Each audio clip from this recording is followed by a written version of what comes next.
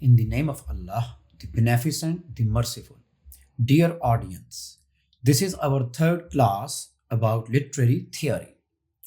Today we are going to talk about new criticism, and in this video, I will be talking about some of the basics of new criticism, the methodology that we use to analyze the text, some of its practitioners, and I will be making a reading of some of the passages related to these practitioners.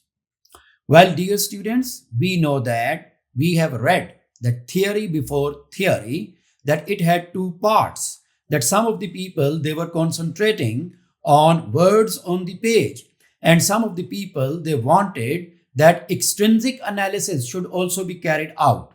Extrinsic analysis means that we should look at the context, we should look at the biographical information, we should look at the context, history of the work when it was produced. However, new critics, they have taken some of their ideas from formalism as well. New criticism is also a kind of formalism. So Russian formalism and new criticism, we can say that both of them are cousins. We have got different practitioners of new criticism, and we have got certain terms that are commonly used in new criticism. For example, the term like tension, it will be talked about. It means the integral unity of the poem which results from the resolution of opposites, often an irony of paradox. So sometimes you know that in literary work we find ambiguity. Ambiguity means that a one word or one sentence, it can have multiple interpretations. And sometimes there are opposite meanings which are there in the text. The literal meaning is saying something else, and the interpretation that we are making of the whole sentence is saying something else. So such type of tensions have to be resolved by the end of the analysis. Intentional fallacy, affective fallacy. Intentional fallacy means the belief that the meaning or value of a work may be determined by the author's intention. New criticism does not believe in intentional, fallacy, because they believe that the intention of the author cannot be known. The author is dead. The author is no more there in the world. So when the author is not there, how can we come to know about the intention of the author?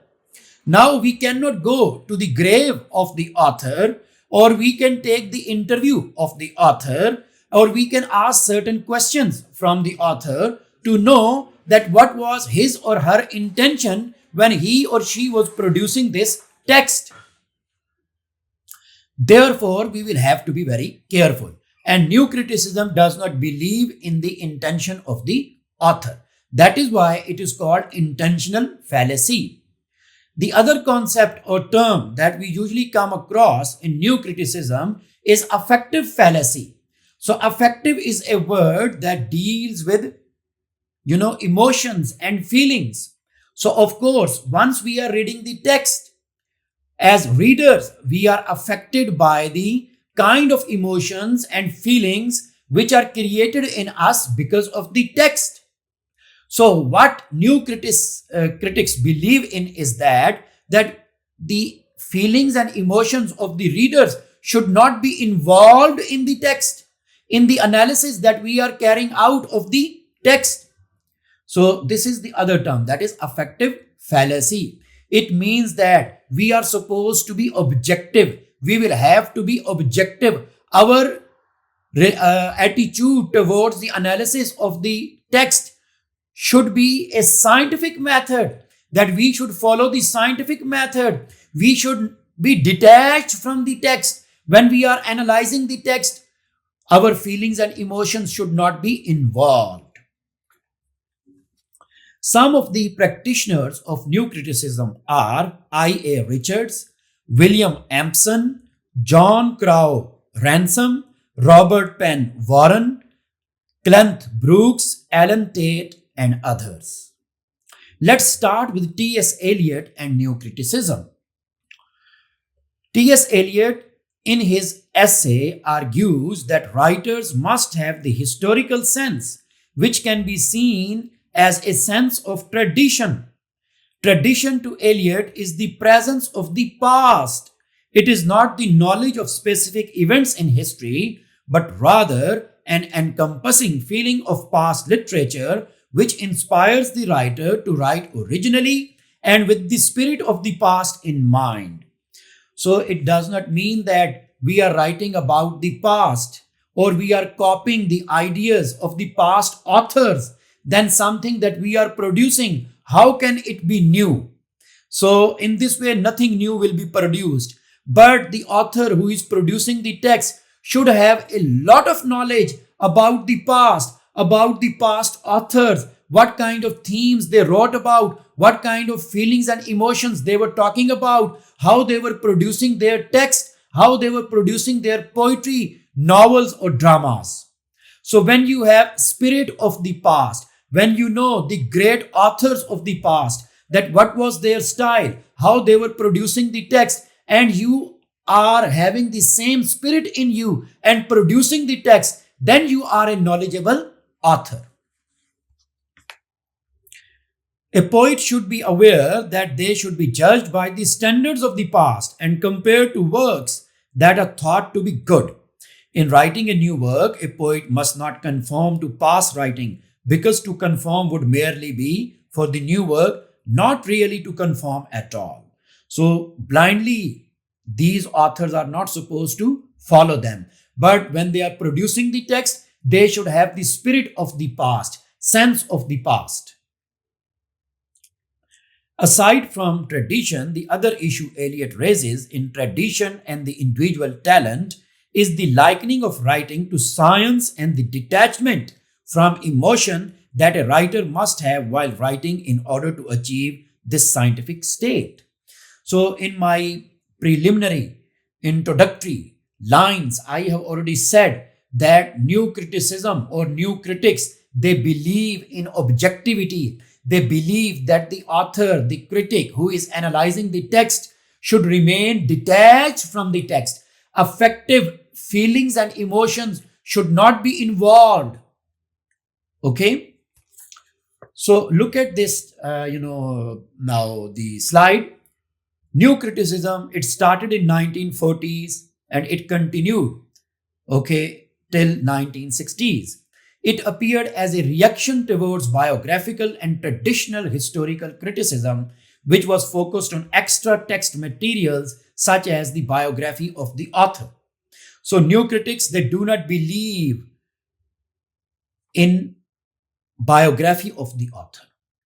They believe that we should not study the author. Rather, we should study the words on the page. We should focus our attention on the form which is there on the page. So text is self-contained. It has got each and everything in it. So instead of reading about the author, we should read the poem which is there on the page. So they do not believe in biographical or traditional historical criticism. They outrightly reject all these things. So there are two ways to analyze the text, as a literary theory or as a way to reading the text. These I will be explaining a little later. The work which is under analysis is complete, is self-contained. It gives examples to validate our interpretation, meaning that when you are reading the text and the kind of interpretation you are making, you should bring forward the evidence from the text. You should focus on the words, on each and every word which is there on the page, and see that what are their denotative and what are their connotative meanings, how paradoxes have been used, how allusions and references have been used by the author, and what kind of references the author has made use of in the text, and what is the relationship between the words that are there on the page. So usually, these teachers who are teaching new criticism, in the University of Oxford and Cambridge, they were asking different kinds of questions. That what is the relationship of the title with the text?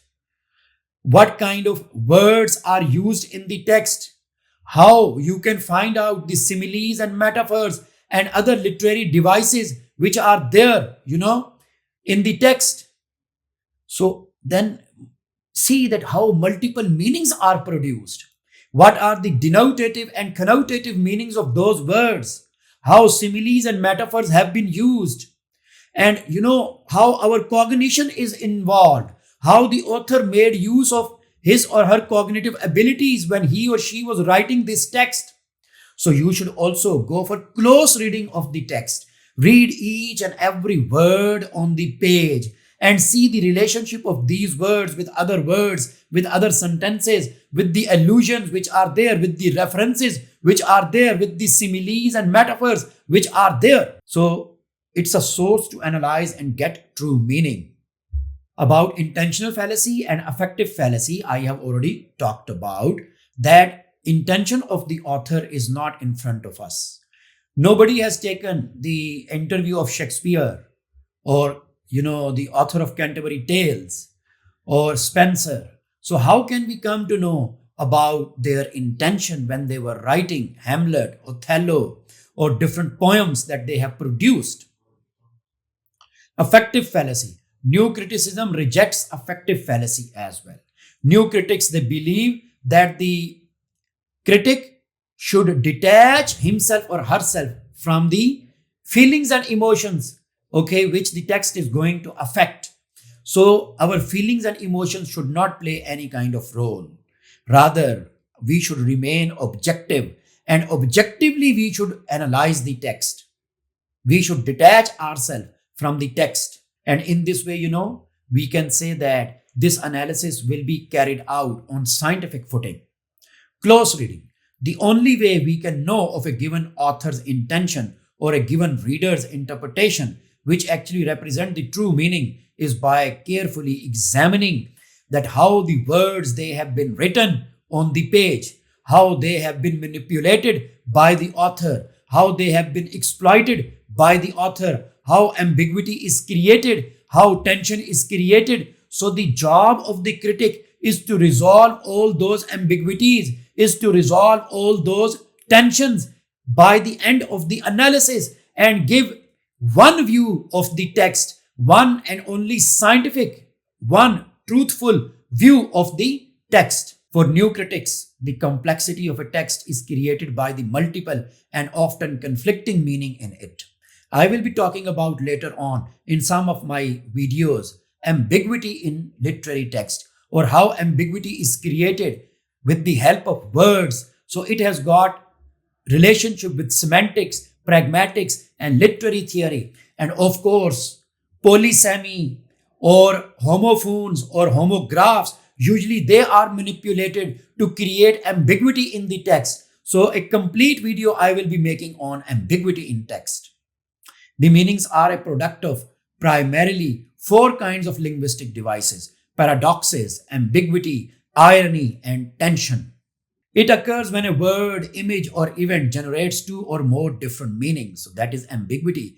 Thanks for dinner. I have never seen potatoes cooked like that before. Paradox. It typically arises from false assumptions which then lead to inconsistencies between observed and expected behavior. Someday you will be old enough to start reading fairy tales again. Irony, a figure of speech in which words are used in such a way that their intended meaning is different from the actual meaning of the words. So, how denotatively these words they have been used in the text, and how connotatively they are giving different kinds of meanings. For example, kick the bucket. So it's a lexeme. It's a complete phrase, which means that the person has passed away. But kick the bucket, denotatively, it is giving altogether a different meaning. Same is the case, the word pig or the word dog. In the context of Pakistan, these things we always take that they are dirty, but the dictionary is not explaining that they are dirty. Tension, a state of mental or emotional strain or suspense, or when there is suspense in the story. How can new criticism help us understand the text? New criticism is a powerful tool for those of us that have problems understanding a work of literature. New criticism formulated a method of reading, a simple formula that will help us unlock the meaning of a text. So, dear students, we will have to see that how new criticism it helps us to understand the text. So, some of the principles of new criticism are, in the words of F.R. Lewis, new critics focus strongly on the words on the page. New critics want to know how the work speaks itself through the words on the page, figures of speech like metaphor, similes, synecdoche, metonymy, symbols, images, paradoxes. New critics are interested in how the parts of a text relate to create harmony, order, tension, a term used in particular sense by Alan Tate to designate the totality of meaning in a poem. Literal meaning plus metaphorical meaning. So literal meaning is saying something else, metaphorical meaning is saying something else. We will have to see the context, that how the word is made use of, how the word is produced, that what are the other words and what kind of interpretation we can reach. So final interpretation, once it is resolved, the final interpretation that you are making, so it means that the tension will be resolved. Paradox, self-contradictory statements. Ambivalence, coexistence of opposite feelings. Ambiguity, so ambiguity, I have said that it is created with the help of words. Sometimes syntactic ambiguity is also created. So it is not only semantic ambiguity, it is also syntactic ambiguity. New critics are primarily concerned with the language, verbal meaning, and the organization, overall structure of a text.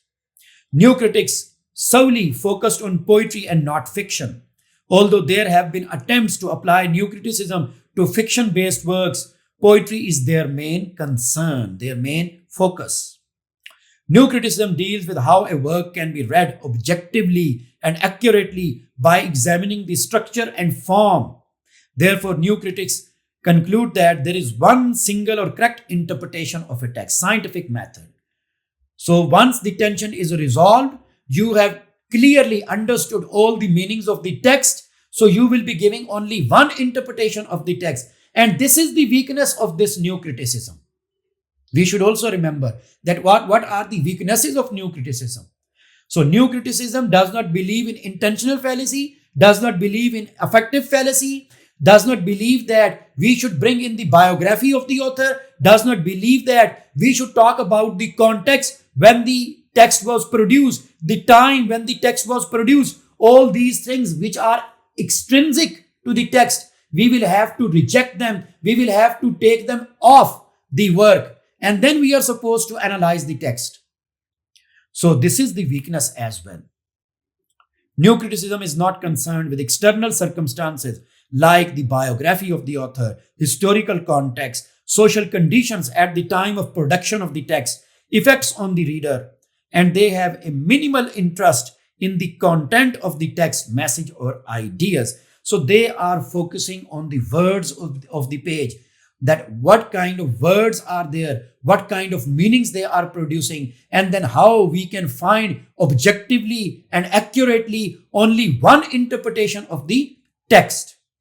So dear students, today we have talked about new criticism and we have talked about some of the general principles of new criticism. So here tension has to be resolved at the end. Here we are focusing on words on the page, the literary devices that we come across, the similes, metaphors, all these things, and ambiguities have to be, resolved. Thank you very much.